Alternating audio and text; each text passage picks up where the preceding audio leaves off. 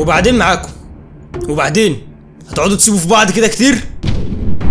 خلاص هننقرض ولا ايه؟ هو في يا جدعان؟ هو كل ما اجي اعمل فيديو اصلا ليهم سوا بعض، اعمل فيديو اصلا تاني يوم رجعوا لبعض. خلاص هو فين بابا؟ انا اتحداني واحد بيتجوز قال لي لو الفيديو ده وصل ل 20,000 لايك هسيب مراتي واعمل كونتنت على تيك توك. هو فين بابا؟ هل المقالب اللي كنا بنعملها زمان حقيقية ولا فيك؟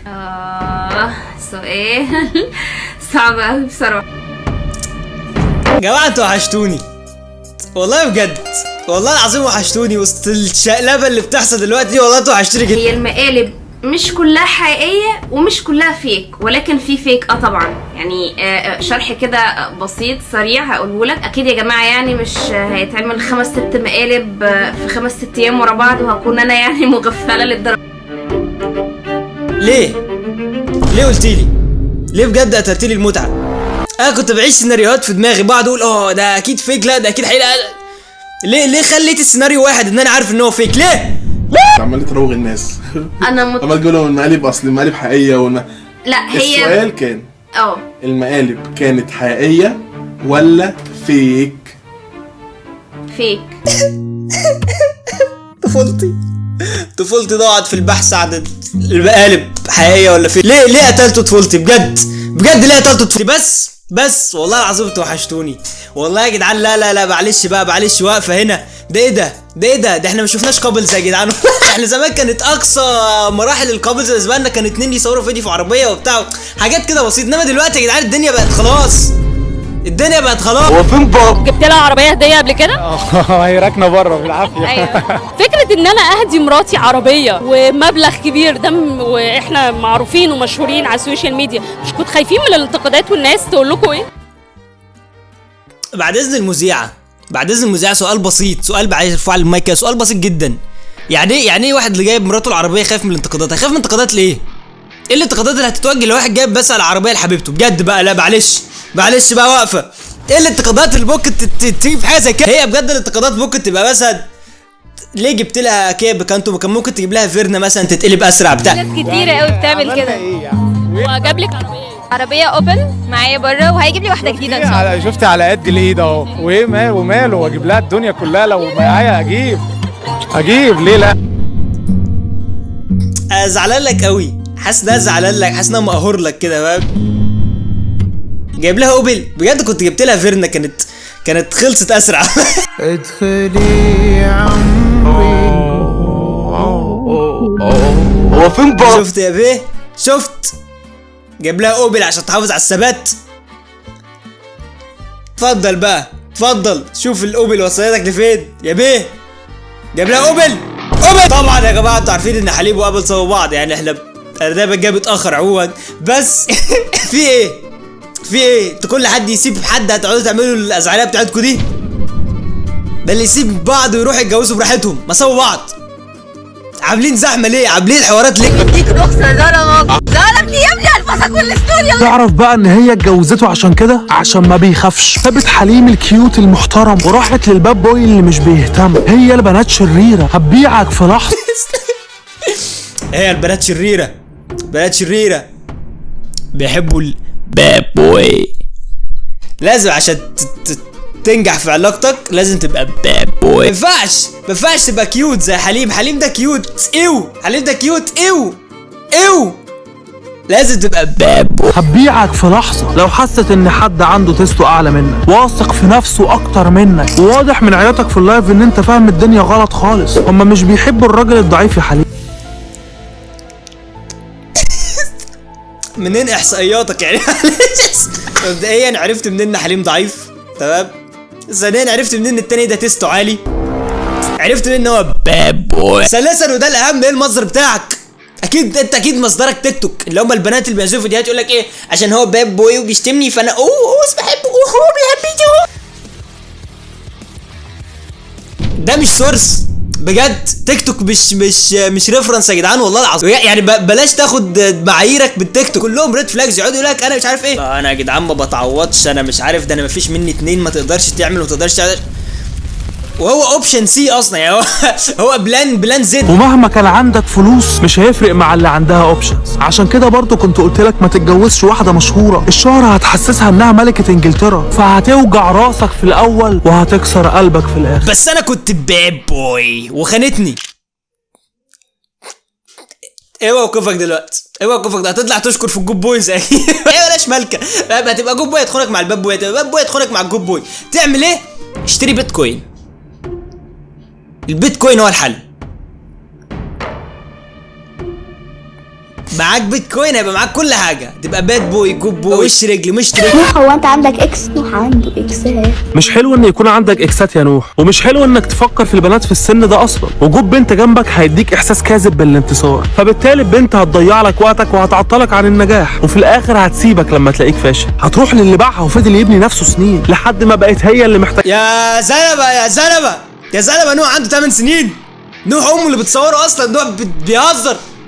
بطل تصعد في الامور ارجوك، بطل تجيب لي عيال تراست ايشوز. انت ليه بتبني سيناريوهات؟ طب افرض دلوقتي نوح كان عنده مثلا 19 اكس وبقى ناجح مثلا، افرض بقى ناجح. يا اتصرف دلوقتي. انت عايل في الاخر هتسيبك لما تلاقيك فاشل. هتروح للي باعها وفضل يبني نفسه سنين لحد ما بقت هي اللي محتاجه له مش هو اللي محتاج لها، وهتكون انت فضلت في مكانك ما اتحركتش، فهتبقى مجرد عيل مكتئب بيسمع ليجاسي. عيل مكتئب بيسمع ليجاسي، عيل جود بوي مش باد بوي. هي كده اصدقاء البنات لازم تبقى باد بوي، فاهم؟ ما ينفعش تبقى جود بوي، ما ينفعش تبقى جود بوي في زمن الحاجات دي. بهزر بالله عليك، بهزر. انت ما ينفعش تبقى غير جود بوي، ما ينفعش. لو شخص قدامك بيغرق ده مش وقته خالص انك تعلمه العوم. بالعكس، ده احسن وقت تتعلم فيه الشخص العوم، اسرع وقت تتعلم فيه الشخص العوم. الشخص هيتعلم درس عمره ما هينساه في حياته. عشان هو بيغرق اكيد هيبقى باد بوي، فانت لازم تطلعه من الوحكه اللي هو فيها. لازم تفوقه، لازم يشتم، لازم فاهم يبقى قدام البت بتاعته كده تعال باد بوي. لا ليك، اوعى تاخد معاييرك من تيك توك والله العظيم. عارف انت مش هتتعب في حياتك. انت بص هقول لك حاجه، بس نفترض انك دخلت تيك توك والثقه في نفسك اهي، تمام؟ هتلاقي واحده بتقول ايه يا جماعه انا بحبه عشان باد بوي وبيشتمني. يا جماعه اوف لما بيتعصب وبيزعق عليا، اوف مره واحده كده بقى يحبوا الانسان العصبي اللي عنده انجر ايشوز، اللي فعلا ممكن يعني. انتوا مجانين والله العظيم، مجانين. مش هكمل في اللي بقوله ده، مش هكمل بجد عشان انتوا مجانين. انتوا والله العظيم مجانين يا جماعه. الحاجات اللي بيقولوا عليها دي عصبي وعنده انجر ايشوز ومش عارف ايه واوفر ومش عارف ايه الحوارات دي، يعني الحاجات دي كلها بيروح عند دكتور نفساني بيتعالج منها، فاهم؟ يعني الدكتور النفساني اتعمل عشان يعالج الحاجات دي. انت عايزه تتعايشي مع الحاجات دي ازاي؟ انا مش هتكلم عشان بص انا شايل في قلبي جامد قوي عشان بخش تيك توك ده بقى بتدمر نفسيا، تمام؟ محدش يتكلم.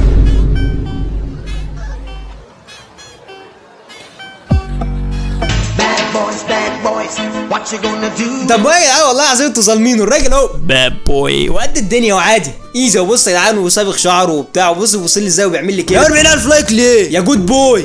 ليه انت عملت ايه انت في فيديو عشان تاخد بالك؟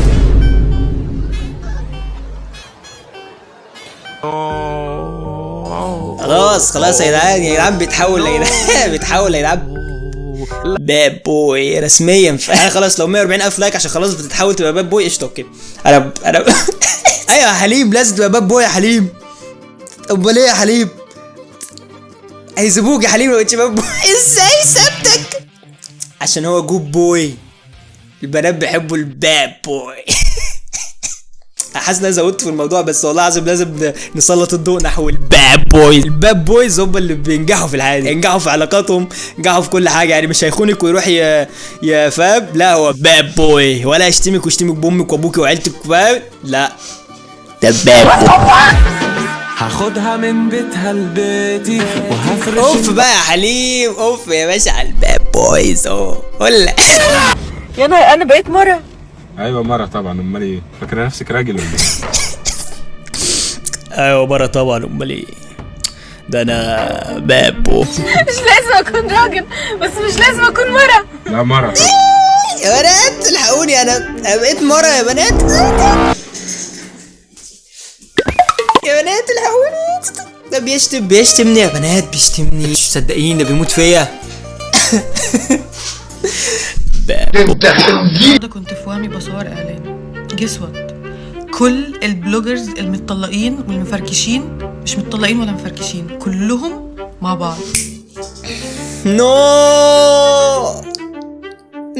ما صورتهمش ليه؟ نو يروحوا يعملوا فيديو انا متطلقه. ايه ده؟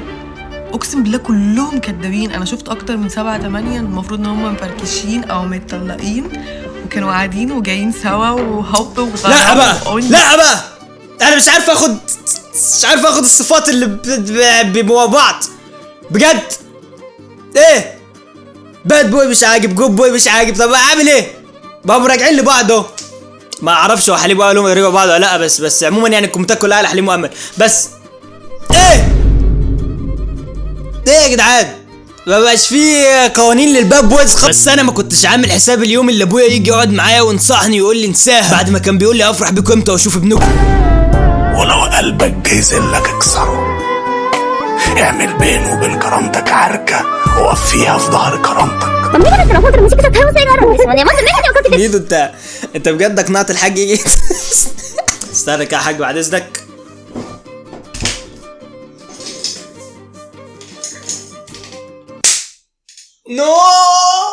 نو سماسيمو نو. والنصيب ما بيجمعش بينا. دخل نفسك في دوامة عذاب.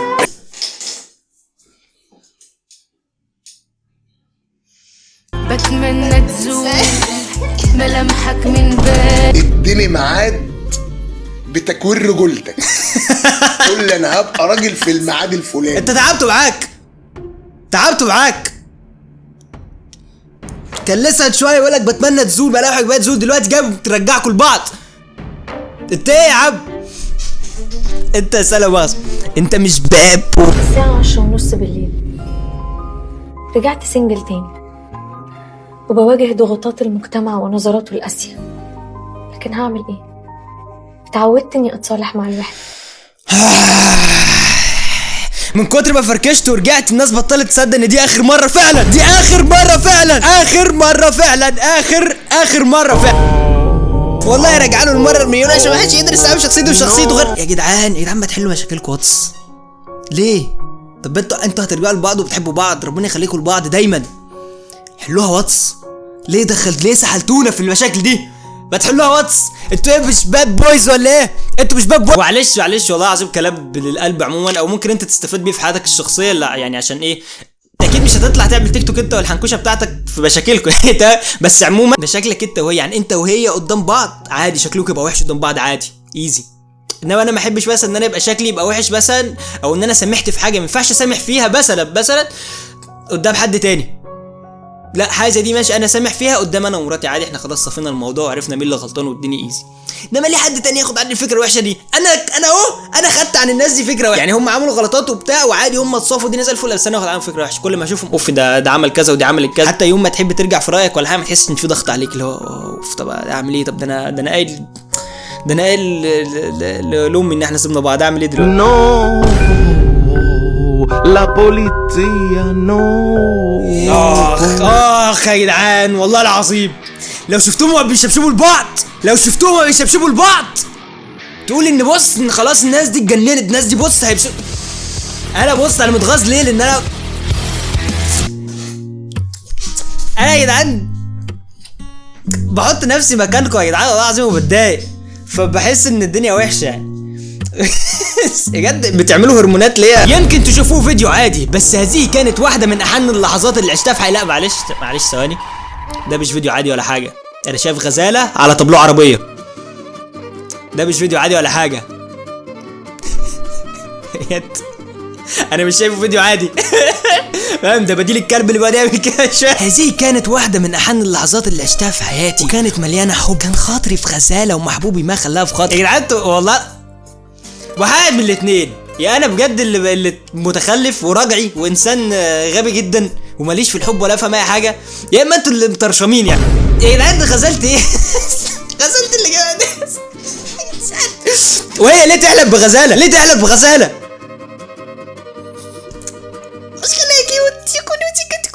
اقسم بالله دي لو طلعت لي بالليل انا هموت رعب.